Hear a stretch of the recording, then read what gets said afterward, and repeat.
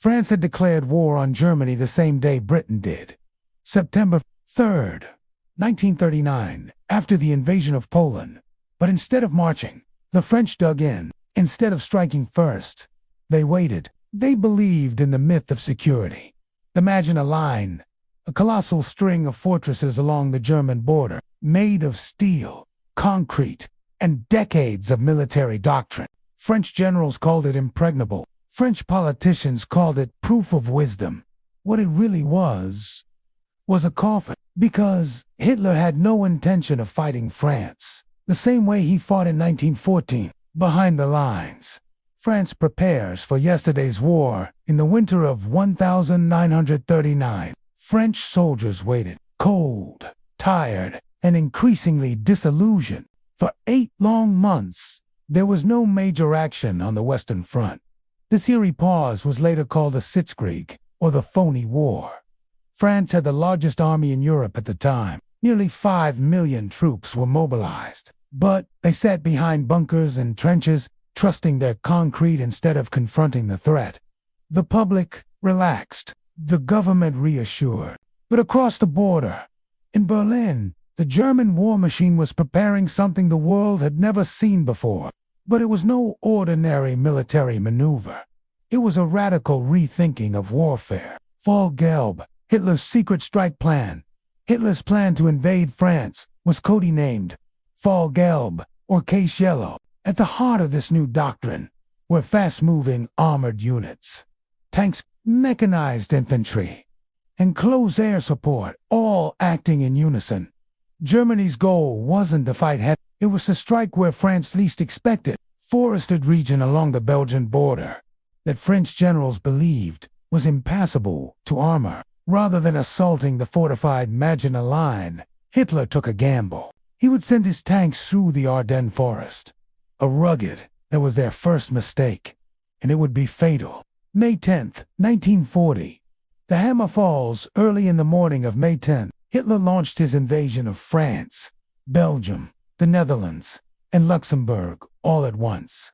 German paratroopers fell from the sky over Dutch bridges. Tanks roared across Belgian plains, and the Luftwaffe rained terror down on cities from above. It was a coordinated three-pronged Blitzkrieg lightning war, and it moved faster than anyone thought possible. The Allies rushed to defend Belgium, just like they had during World War I. French and British troops raced north, straight into Hitler's trap, because while the main Allied forces were distracted up north, Germany's real strike force, Panzer Group Kleist, was already plunging through the Ardennes, breaking into France from a direction no one expected. In just days, the Germans reached the River Meuse. The goal was to fight every unit. It was to cut the French army in half. By May 14th, they had crossed it, the speed that shattered Europe once across the Meuse. The German advance was unstoppable. Tanks tore through sleepy French villages, cutting communications lines, destroying bridges, and plunging deep into enemy territory. Incredibly, the Germans advanced 200 miles in less than 10 days, faster than anyone had ever moved in modern war. Allied high command was maps became useless. Commanders gave orders to units that had already been destroyed. Entire French divisions were bypassed. British and French troops in the north found themselves surrounded, trapped near the beaches of Dunkirk. Rommel and Guderian, the generals behind the Blitz. Two names emerged as masters of this new warfare. Commanding the 7th Panzer Division, Heinz Guderian, the architect of Germany's tank doctrine. These men pushed their tanks day and night, often without waiting for orders, racing so far ahead that even German high command became nervous. But it worked. Their speed collapsed the French defense structure. Entire units surrendered without a fight. Panicked, refugees flooded roads, choking off military movement. The myth of French strength shattered in a matter of weeks. France begins to collapse. By the end of May 1940, nearly 1.5 million French soldiers had been captured. German tanks were approaching Paris. The French government fled the capital, declaring it an open city. On June 14th, Hitler's troops marched down the Champs. 6 days later, on June 22nd, France signed an armistice in the very same rail car where Germany had surrendered in World War I. It was a symbolic humiliation. A nation that had once defined military might had fallen in just 6 weeks. On the morning of June 22, 1940, a train carriage stood quietly in the forest, the very spot where Germany had signed its surrender in 1918. The tables had turned. France was now the defeated, and Hitler made sure the symbolism was crushing.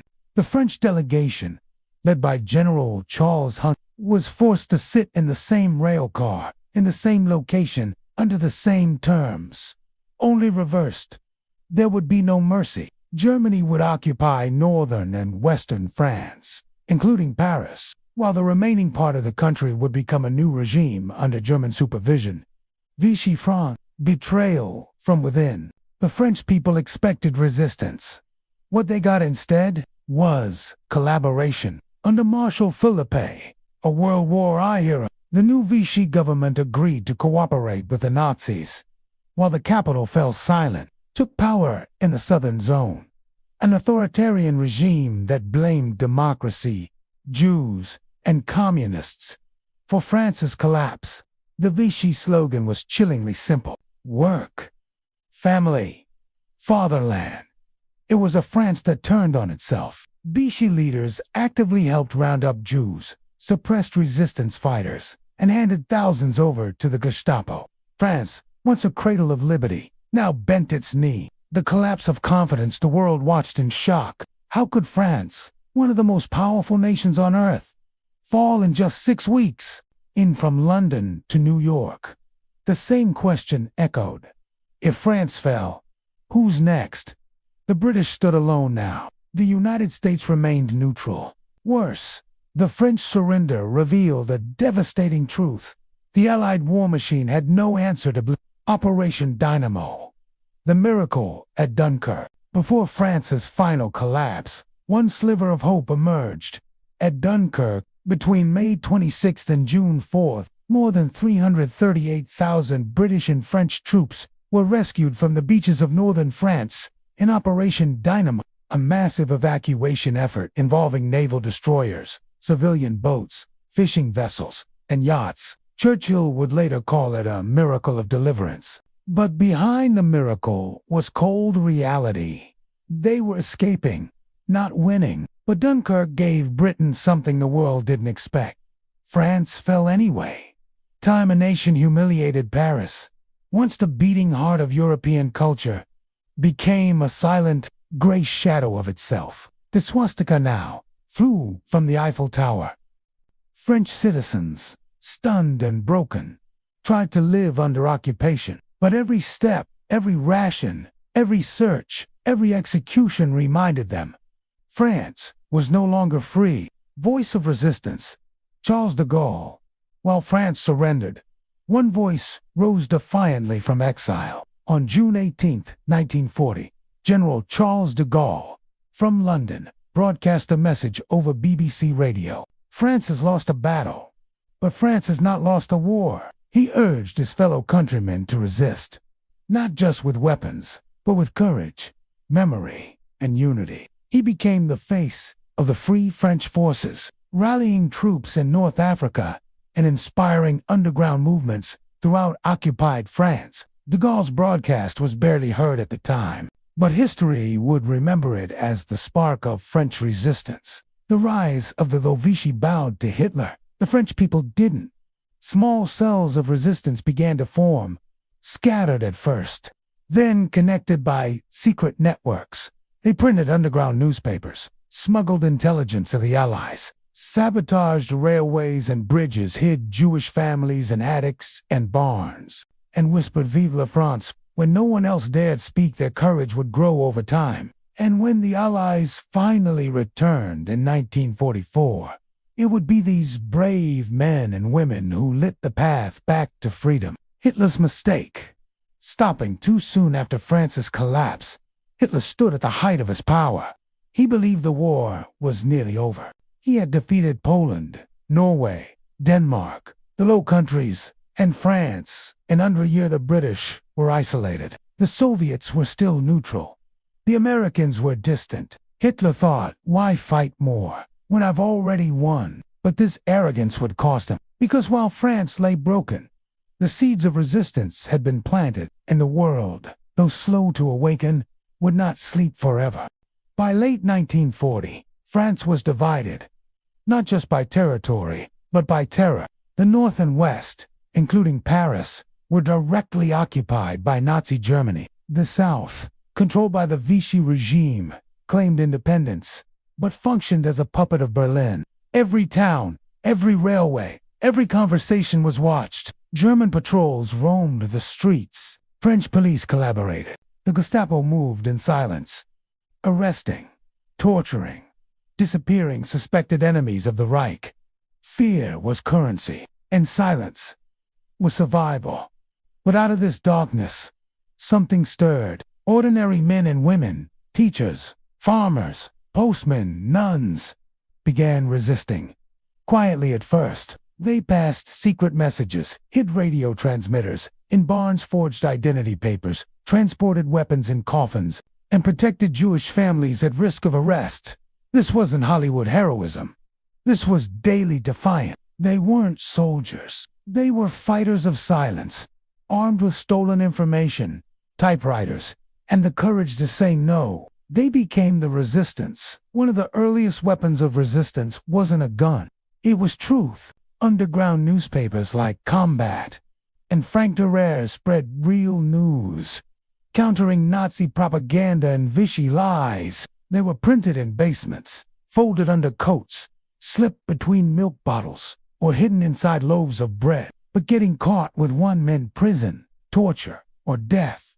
And still, thousands distributed them. Because even in chains, France had a voice. As the grew bolder, sabotage became central. Railway tracks were blown up. German trucks mysteriously exploded. Ammunition depots caught fire. Phone lines were cut. Bridges collapsed without warning. Every act delayed the Nazi war machine. Every act reminded Berlin, France was not yours. And when Allied spies parachuted into the countryside, it was local farmers and students who helped them hide, fed them, and guided them to safety.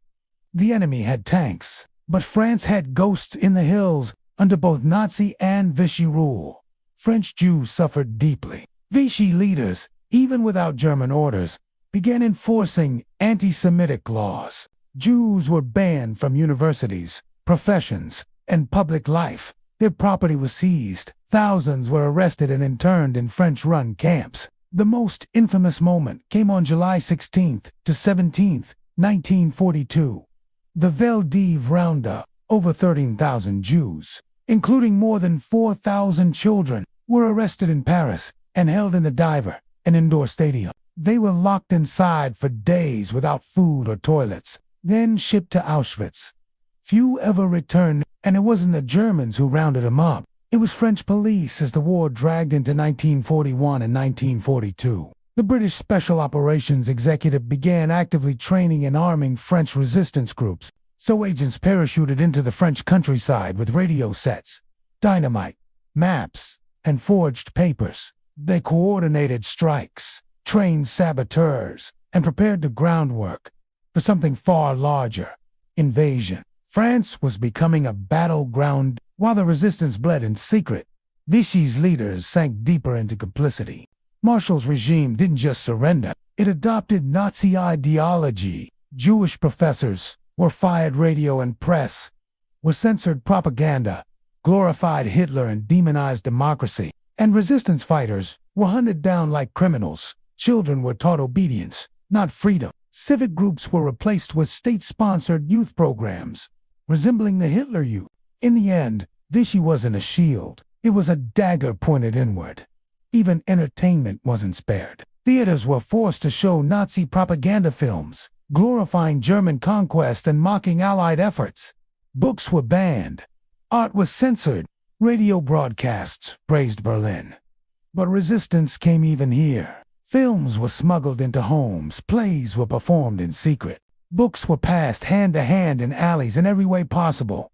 The soul of France fought back, not just for territory, but for truth, culture, and memory. Occupation was not just boots on streets. It was in the air. People breathed, heavy, choking, watching. But in that air, sparks still flew, from hands that typed in darkness, from girls on bicycles carrying leaves, from old men who remembered liberty. France was not lost. France was underground. And underground, revolutions begin. The French resistance had transformed, no longer just leaflets and whispers.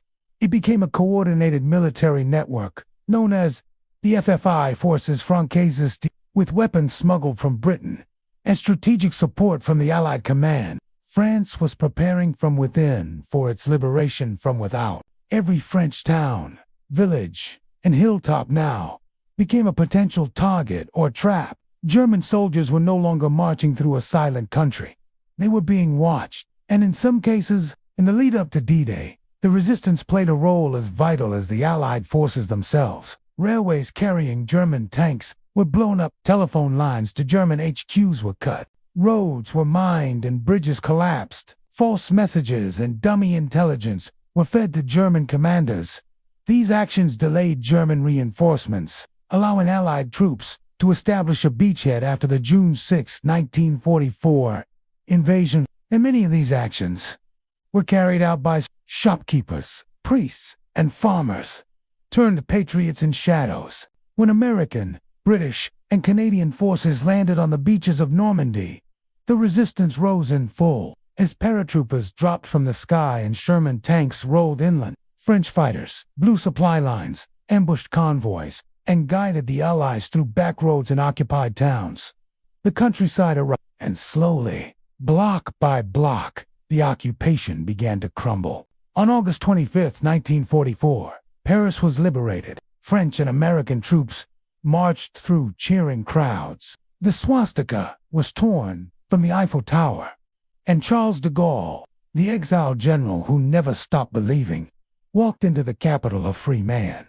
But liberation did not come without fire. Across France, a brutal wave of reckoning began, aimed not at the Germans, but at the French collaborators. They were everywhere. Politicians who had signed Nazi orders, police who had arrested Jews, informers who had betrayed resistance fighters, journalists who had praised Hitler, and citizens who had simply looked away. Thousands were arrested, and many were executed without trial. Some had their heads shaved, others were beaten. All became symbols of shame in what became known as the civilians. Especially women were humiliated in the streets. The line between justice and vengeance blurred. When the dust settled, France had to confront the darkest truth of all its own betrayal. Marshal, the leader of the Vichy regime, was arrested, tried for treason, and sentenced to death. De Gaulle later commuted his sentence to life imprisonment, stating, "I will not have France shoot her old men." Other Vichy officials were imprisoned or executed, but many collaborators slipped into the shadows, their wartime roles buried by silence and fear. But it had also been divided, traumatized, and shamed. France had been liberated. For years after the war, the topic of Vichy collaboration remained taboo. Some French claimed all were part of the resistance. Others whispered what they had seen and what they had done, but rarely out loud. France had fought, yes, but France had also collaborated, and that dual legacy would haunt the nation for decades. In the years that followed, the resistance became a symbol of French unity, courage, and sacrifice. Streets were named after fallen fighters. Statues were built. Books were written. Films romanticized the struggle. But behind the pride was a deeper truth. The resistance was not universal. It was built by a brave few, often at great costs, and often without thanks. Still, they endured. And because they endured, France returned from the brink. France fell in 6 weeks, but it did not stay fallen. For, in the silence of defeat, a second France was born. One of whispers, wires, and will. It rose not from armies, but from classrooms. Not from generals, but from grandmothers. Not with banners, but with truth. And when the guns stopped and the flag rose again, the world saw not just a liberated nation, but a people who refused to forget who they were.